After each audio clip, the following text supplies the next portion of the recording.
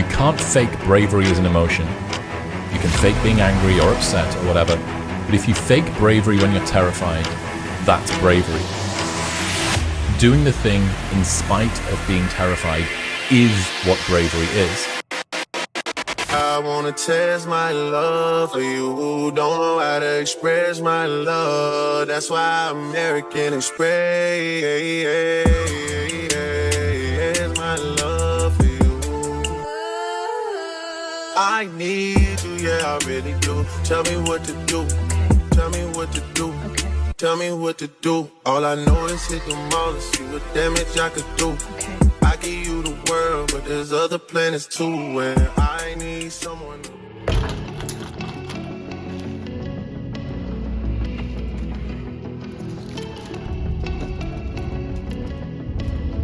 I thought that you know that we had something special till you end up all this way.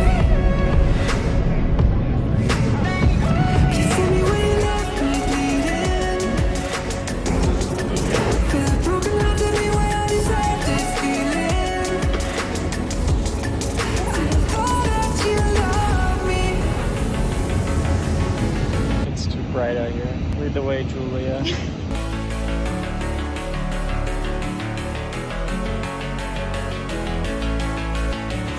You guessed it was a parrot? I totally saw this.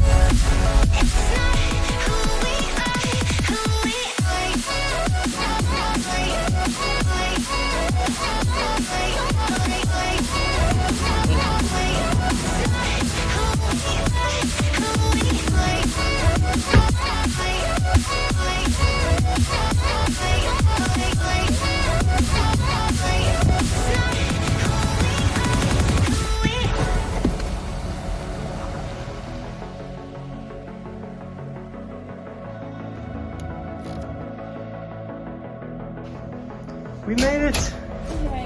Alright guys, we made it to Ontario, California, just outside of Los Angeles. We are about 15 minutes away from the track right now. Not as close as we've been previously to the track, but it's not going to hinder our ability to get in a good pre-meet, to get to the track on time, and be ready for our race tomorrow at the Bryan Invitational, one of the biggest meets in the nation, one of the biggest meets in the world here in California. I'm very excited for this one, especially on the distance end. Everything 800 and up is super competitive, and I'm super excited to be able to race this race. We'll talk more about that later. As far as this trip has gone so far, not super eventful. We're able to get through security, ran through the Colorado School of Mines runners, we ran to some of their 1500 and 5K guys, so it was cool to chat with them, see what their goals are for this meet. So maybe we'll run into them again at the track. Also going through security, one of the security guards saw my spike bag and immediately guessed that I was an 800-meter runner, just straight from the hip. I don't know how he did it, but apparently he said I look like an 800-meter runner, and he did 8:15 in college as well. So it's a small world. It was funny getting to see one of these security guards chat about track and field. So, but other than that, nothing too crazy. Got here, had my family here, my wife, mom and dad are able to drive us around. I'm not 25 yet. Apparently you can have kids, you can have a wife, but if you are still under 25 years old, you cannot rent a car, which is ridiculous in my opinion, but that's okay. They have been here to bail us out. We're at the hotel right now. We're gonna start getting ready for a little bit of a pre-meet. We've got 4 miles and then some really explosive strides. Wasn't able to find a track close enough to where our hotel is, where we would be able to get our pre-meet at a decent time, so we're just going to be able to find a field, do some strides in the grass, make sure that we're not having any leg flare-ups before we get ready for this 800 meters tomorrow. So like I said, we'll talk more about the race tonight after pre-meet and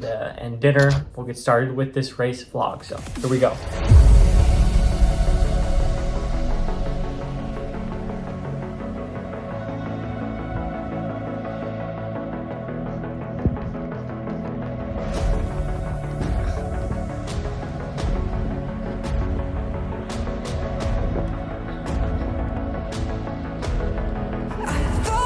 You love me, I thought that you need me till you end up all this way.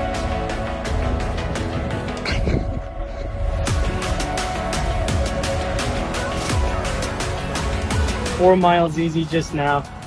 Now we've got 4 to 5 strides, just opening up the legs. That's going to be that for today. Pretty easy Premeet. I didn't feel great today. Probably just haven't eaten very well today. Staying hydrated, which is good, but we're going to get a really good Premeet tonight, and we're going to be just fine.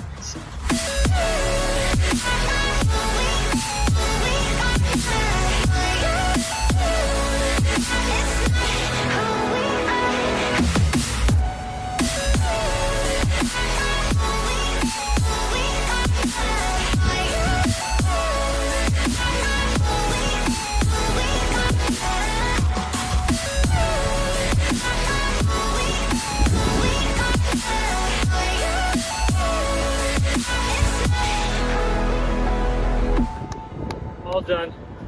It's windy and cold out here for California standards, but all done.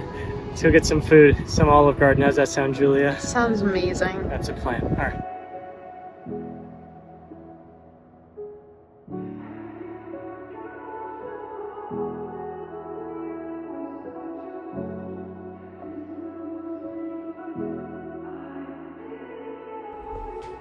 Oh, I started recording already. That's okay.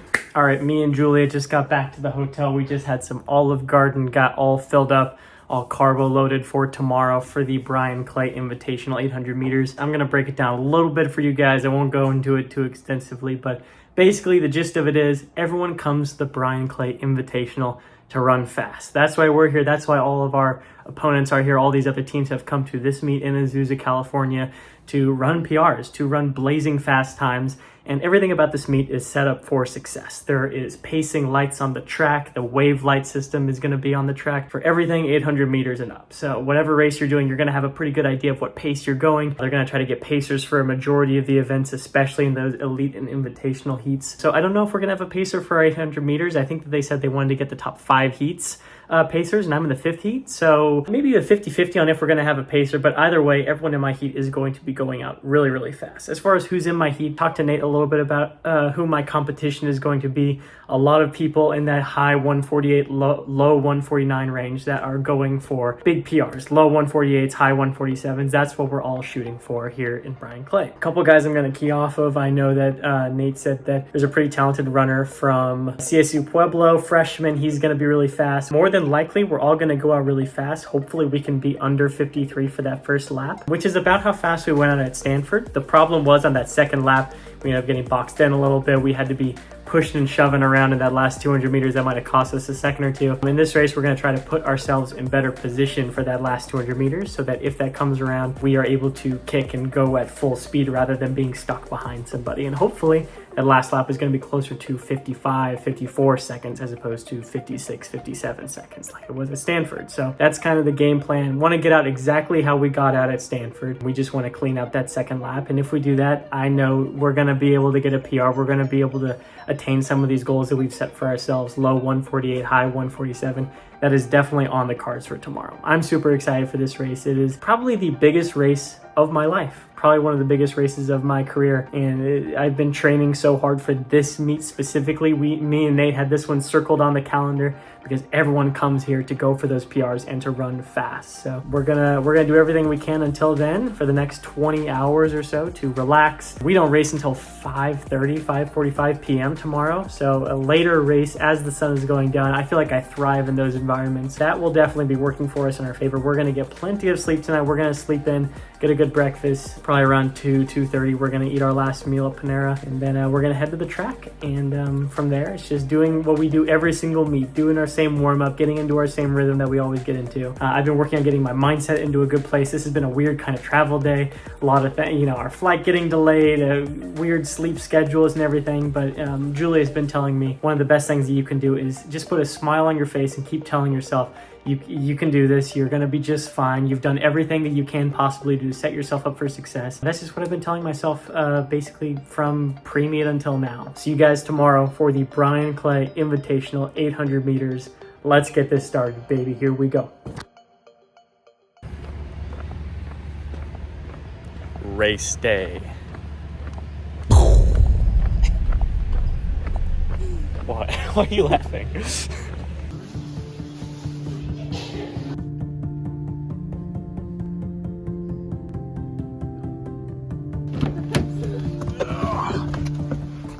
All right, guys, we are heading to the track right now. We're gonna stop at Panera. It is 2 o'clock, so we don't race for another 3 hours and 45 minutes, and they've already started the 800s, which is kind of crazy. So there's like, I think 13 heats of my section of the 800, the invitational section, and then there's an elite section, there's an open section for men's and women's, so it's gonna be going for a long time. And then we've got all the 5Ks after that. I think they did some this morning as well. This is gonna be a long meet, but 3 hours, we're gonna head to Panera, get some food, then to the track. See you guys there.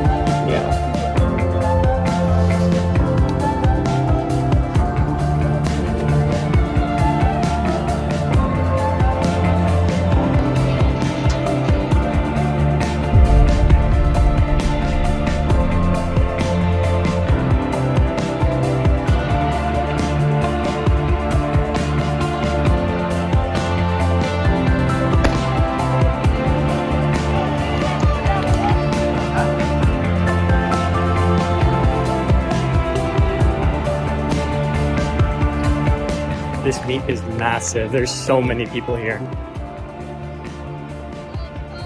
Pace lights into my heat are going through 147.5, so that's blazing fast. 25.2 at 200 and then 52.3 at 400. So that's exactly where we want to be. That's where we want to be set up. Hopefully we can stick to those waypoints.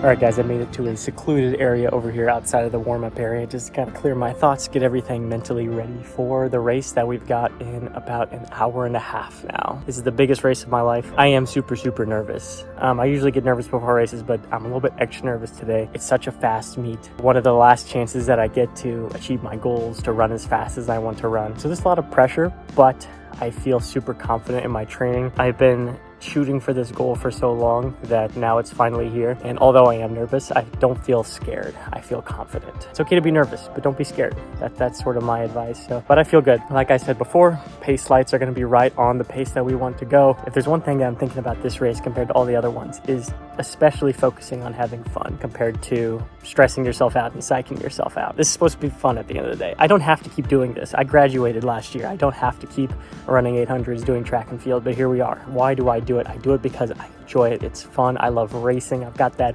competitive spirit. This is what I want to be doing, and I get to have the blessing of being able to keep doing this. So while I'm running, I'm going to think about this is a fun activity. This is fun. Even though it hurts, even though it's hard, even though I'm pushing myself to my absolute limit, it's fun at the end of the day. And that's what I'm going to keep in mind. Till then, till race time, I'm going to shut it down, turn this sucker off, and just start warming up, doing a nice long stretching routine, doing 2-mile warm up. Julie will be with me getting some footage, and that's going to be that. So Bryan Clay Invitational, 800 meters. Here we go.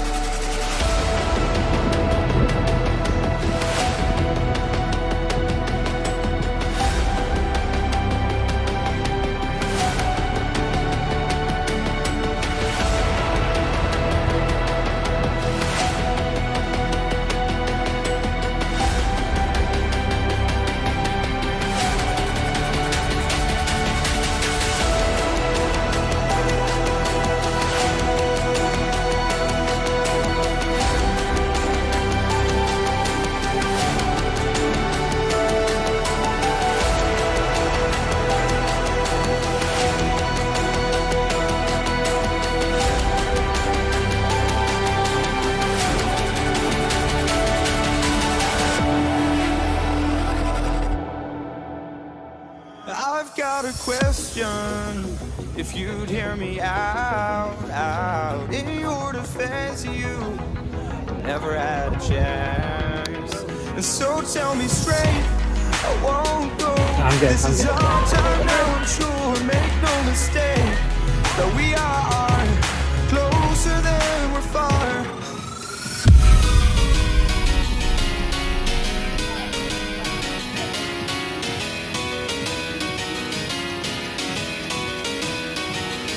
Embrace for impact, fight your fears far. Embrace for impact, I'm the future's engineer. And baby, I'm here, I'm here,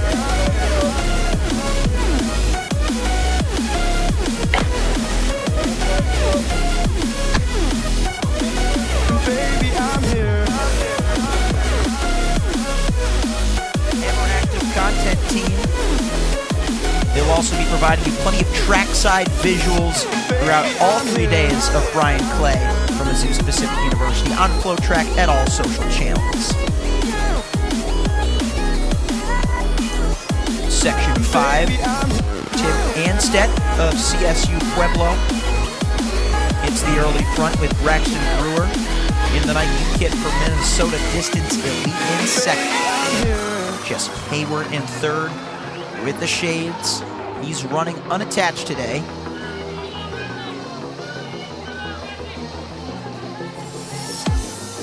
Formerly ran with Northern Colorado. He's moving up into the number 2 spot, 52:47.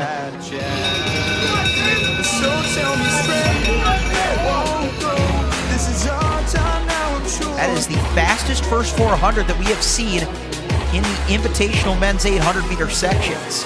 Tim Anstedt of CSU Pueblo wants to make his presence felt here at Cougar Stadium on the track. Come on, Jesse! Let's go, Jesse! You're right with it! Come on!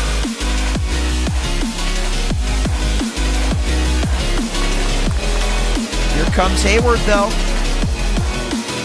A 1:48.90 runner at his best in college. Another move coming on the inside up into third by Angel Cordero.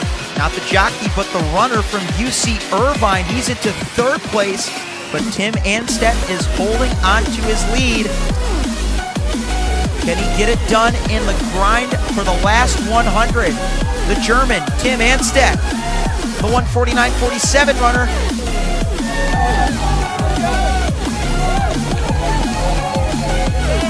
But here comes UC Irvine and Angel Cordero. Look out for West Texas A&M. He'll take second, but Angel Cordero takes first in heat number 5. That was Prince Cabello from WTAMU. There he is on your screen, 1:48.70, just 100th away from Cordero. Jesse Hayward, he'll get a personal best. PR, baby, let's go. Holy crap. Oh, gosh. You did it. Did it, baby. Goal was the PR after college. We still got it. We're not washed, baby. We still got it. So. What's up? Well done, dude. Nice race. I didn't even...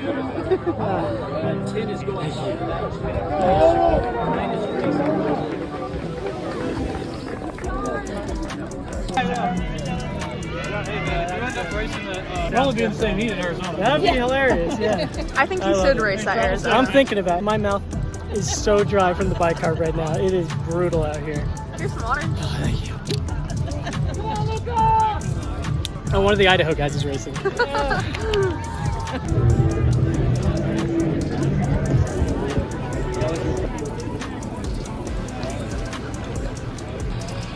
Sweet. All right, let's go. Do you have anything to say to the vlog right now? I do not. I'm happy. We got the PR, 1:48.79. New goal.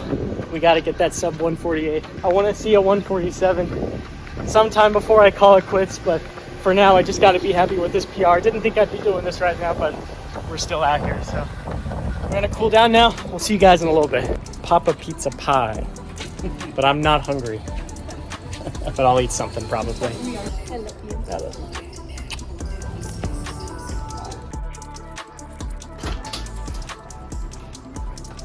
All right, day after the meet, we are going to do a 4-mile tempo, 2 up, 2 down. Not feeling great today, obviously, ran an 800 last night, but we're gonna get it done. Let's do this. Here we go.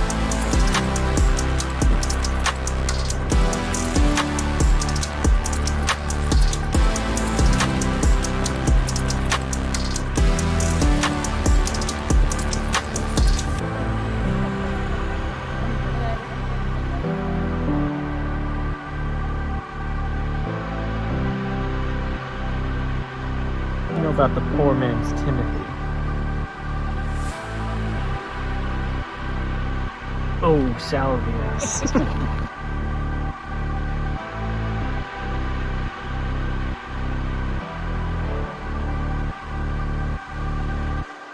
The Bryan Clay Invitational every year is one of the fastest track meets in the nation, and it's right up there with the Tom Jones Invitational. It's these two, they're on basically the same weekend. I've been to the Tom Jones Invitational twice in the past. Actually 3 times if you count the first time where I ran an open 400. That was a long time ago, but the last 2 times that I raced on this weekend was at the Tom Jones Invitational in Florida. The first time that I ran there in the 800, I ran a 149.99. My very first time breaking 150. Last time I was at the Tom Jones Invitational last year, I ran a 148.90.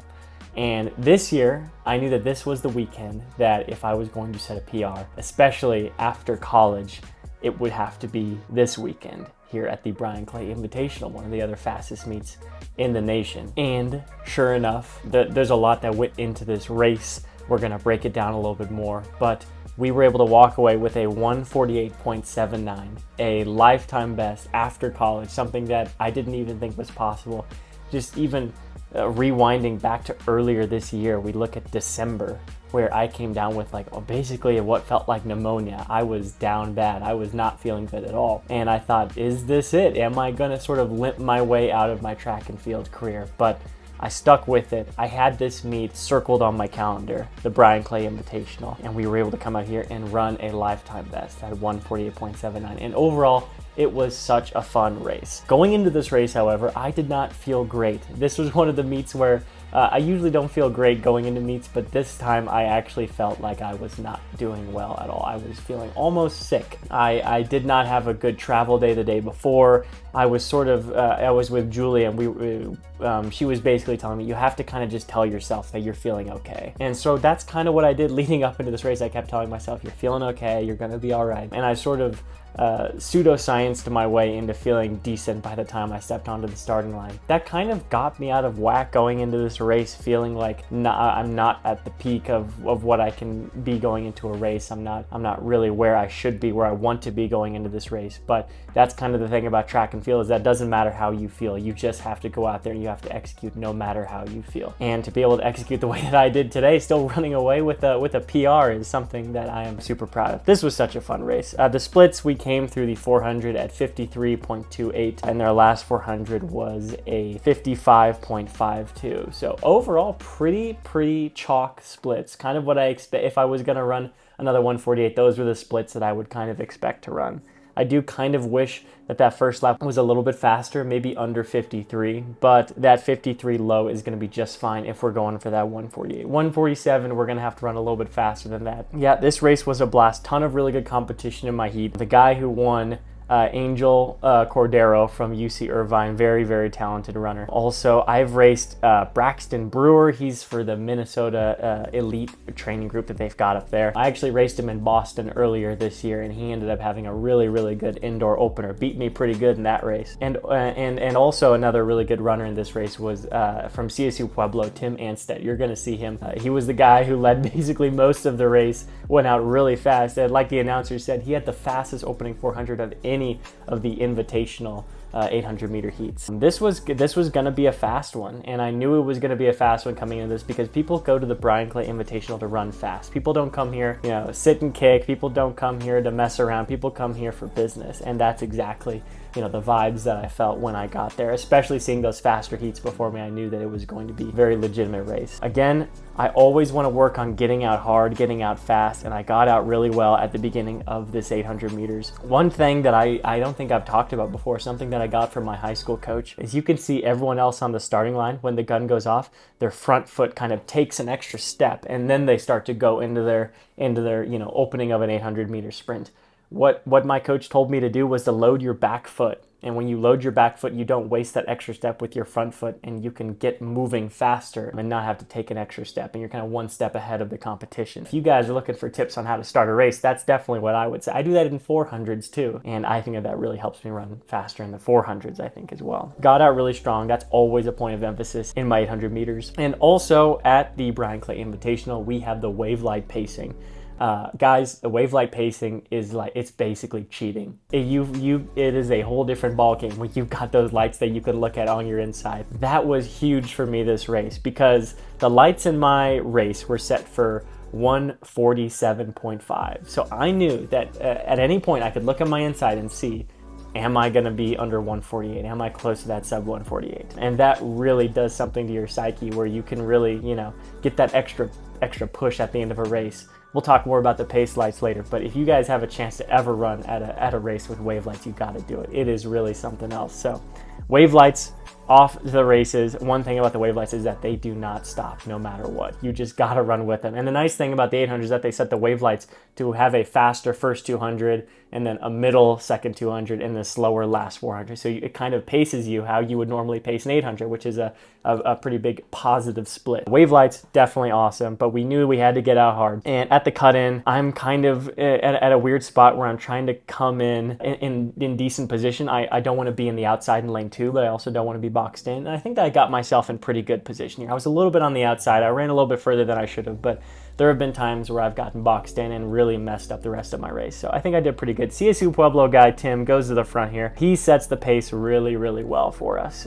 He made it an honest race. Some of us, you know, we're kind of in the back. You're going to see at the 400 mark, we were lagging behind him a little bit. He took it out, and he no regards for anybody else. He knew what he wanted to go through that 400, and I have mad respect for that. So I kind of running into a little bit of the outside of lane 1, inside of lane 2. The pace lights, I see him. I know I'm right there with that 147.5. And I'm not freaking out. I know that the CSU Pueblo guy is a little bit in front of me, but I'm not worried. I know that I'm going to be able to come back and have a pretty good finish, because I've really been working on my finish, and I've had really good finishes at Stanford, at Washington, even in, you know, like longer races like the mile. I know that I can kick at the end of a race. This is the first time in my career that I can confidently say that I'm confident in my kick. So I knew that that would be something that I would have for me at the end of the race. I usually like to split the 800 into 300 meters, 200 meters, 300 meters. So once we get to 300 to go, I really start to pick it up and try to make a move on Tim, the CSU Pueblo runner. So 300 to go, he's pretty far in front of me, and I close the gap pretty quickly, and I actually feel myself closing the gap on the pacing lights as well. There was a point with about 250, 200 meters to go where I looked down, I'm like, I'm right there with the pacing lights. That was huge for my psyche to know that I'm right there. And 200 meters to go, and I'm right on Tim's outside, and Tim is just hauling right now, and he looks like he's going to the arms and everything. He's really pumping, and I wanted to go around him even on the turn, but I could not, because he was moving like a madman. I could not get around that guy. So again, big shout out to Tim. He's really fast. You know, he runs these crazy times also at like elevation up in Pueblo. So I tried to go around him. I tried to get enough momentum, but I couldn't get to him on the turn, so I had to wait till the straightaway. And by that time, UC Irvine, Angel Cordero, comes up on my outside, and he is making a push for the lead here. And so we're both, all of us are going around Tim Anstead here. And at this point, 100 meters to go, I see the pacing lights, and I'm like, I'm right there. I'm right at 147. And you know how I talk to you guys a lot of times about being conscious during your races, not blacking out, and not, losing your train of thought as you're going through a race. Well, there was a point in that last 100 meters where I basically, I blinked, and then the pacing lights were just gone. They were in front of me, and it just was in a second. You can't catch up to them because the pace lights don't slow down, and you're at the end of an 800, you've got nothing left. You're running on fumes at this point. In retrospect, I wish I would have remained a little bit more conscious in this last 100 meters. That might have led to a little bit of a better kick, and I could have stuck with those pace lights, but you take 1 second for granted, and those pace lights, they do not slow down. They don't stop, and they're just gone. And those pace lights were gone for me, and it cost me a chance to run under 148. But I had a little bit of help from Angel going in lane 3, which was good. I kind of needed to see him on my outside to know that I had to pick it up if I wanted to run this PR. West Texas A&M guy, Macabello, also crazy race from him. He was in like second to last, going to last 100 and ran around all of us. We get to the finish line. I see the pacing lights in front of me. I'm thinking, am I going to be close to 148, 149? And I dip at the line, just barely scrape under my lifetime best. Run that 148.79, and we've got a lifetime best out of this. It was super fun. You can see me after the race with Angel Cordero. He dabs me after the race. He's like, dude, I watch your videos, and it's so cool to see people watching these videos, and like that. Not just people that watching the races, but people that I'm running the races with. So shout out to you guys. You guys make this community so much fun. And man, every meet there's been people that have said, I love your videos, and I'm thankful for you guys. So shout out Angel, watches the vlog. I told him, you're gonna be on YouTube, bro. You made the YouTube. As you can see also, I'm very excited after this race. I was excited to run that lifetime best. I was really nervous. I would never get back to where I was. At some point I'll talk more about my decision to come back to track and field, but I knew that it would be an uphill battle. This whole way has kind of just been duct taping things together, making training work with working, with moving, with everything, and being able to still go out there and run a lifetime best. I am ecstatic about it. We got that PR that we were looking for. That was the big goal, and we've still got some races to go, and now the goal is moving. The goalpost is now shifting from that PR to it's project 147 time. We're going for that 147. We've got 2 more meets. Earlier this year, a couple videos ago, I released my race schedule. In 2 weekends, we're going to the Doug Max Invitational in Fort Collins at Colorado State University, and then the Arkansas Invitational after that. However, we are moving those 2 meets around. We're doing 2 different meets to close out our season and try to get that 147. We're pushing all of our chips onto the table. We're doing everything that we can possibly do to get that 147. Next meet, instead of Doug Max, we are traveling to Tucson, Arizona, to the University of Arizona for the Desert Heat Classic, and we're going to be running the 800 meters there.